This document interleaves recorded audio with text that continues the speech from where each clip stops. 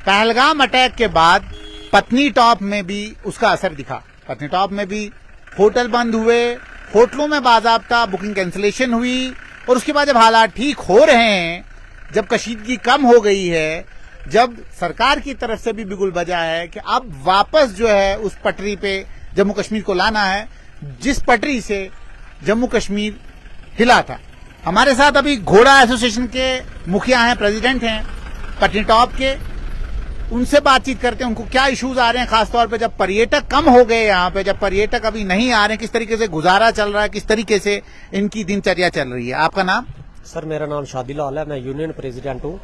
यहाँ के घोड़े वालों का बहुत ही बुरा हाल हो गया। अच्छा। क्योंकि जो करना था श्रीनगर में हुआ, उन्होंने किया, कश्मीरियों ने किया, लेकिन हमें इतना ये पुलिस और पीडीए ये इतना टॉर्चर कर रही है कि बोलने की बात नहीं। यहाँ पे इशू आ गया कार्ड का, तो हमारे मैक्सिमम लोगों के पास कार्ड भी हैं, लेकिन कुछ बिना कार्ड के भी हैं। अच्छा। हम पुलिस को बोलते हैं कि हमारे पास कार्ड नहीं है, कार्ड हमें वो बना के दो जैसे हमारा एक आधार होता है, सबसे बड़ा होता है आधार कार्ड, तो आधार पे हमें करवा के दो रजिस्ट्रेशन या कुछ भी।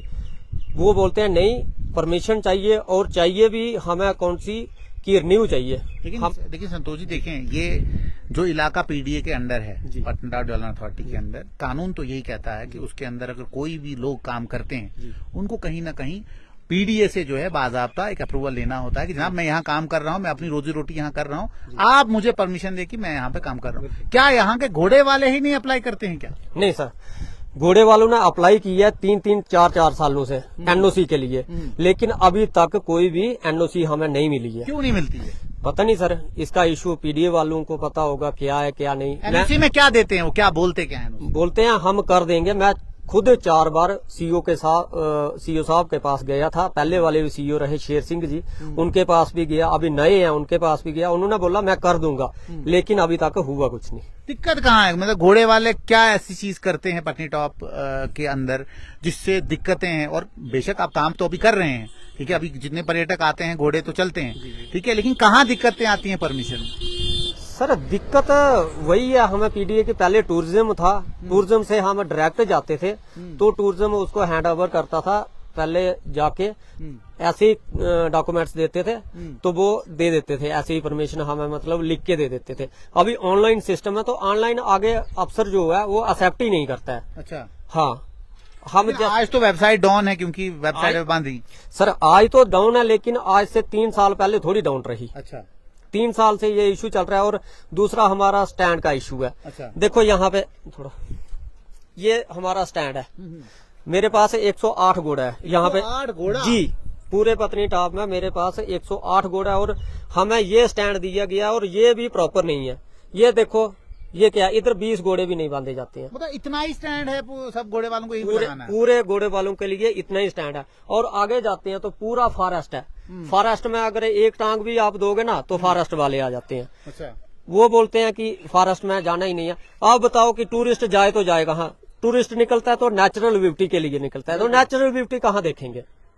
रोड पे ही थोड़ा टूरिस्ट घूमेगा। तो कितने लोग जो हैं, कितने पर्यटक पहले आते थे, कितने घोड़े वालों का रोजगार जो है इस पर्यटक स्थल से चलता था? पहले जो था मैक्सिमम ठीक ही, जो विदाउट परमिशन थे वो भी चलते थे, परमिशन वाले भी चलते थे। आपस में हमारा ऐसा एक भाईचारा है, कॉपरेट है कि ऐसे ही चलते थे। लेकिन आज ऐसा इशू जो हमारा पहलगाम वाला इशू ऐसा बना कि बोलने की बात नहीं, हमें यहाँ पे चलना भी मुश्किल हो रहा है। अच्छा। बाकी तो छोड़ो, यहाँ से हम अपने घर के लिए जाते हैं तो उधर भी हमारे लिए एक ऐसा इशू है कि जंगल मत क्रॉस करो। अच्छा। भाई हमारा एरिया ही जंगल का है, तो जंगल नहीं क्रॉस करें तो और कहाँ जाएं हम? तो आप चाहते क्या है, क्या करे सरकार आपके लिए? सरकार तो ये करे हमारे लिए कि मतलब जो भी है यहाँ से 185 किलोमीटर श्रीनगर है, उसको देखे, चाहे कुछ भी हो, लेकिन आज तक आप मतलब सरकार देखे कि पत्नीटॉप में आज तक कभी ऐसा नहीं हुआ, ना इनकाउंटर हुआ, ना ही कुछ हुआ। तो इसको तो कम से कम टूरिस्टों को बोलो कि इधर आओ और इधर आके सेफ है। वो ऐसा कुछ नहीं है, इधर आज तक नहीं हुआ, ना ही होने वाला है। अच्छा जी।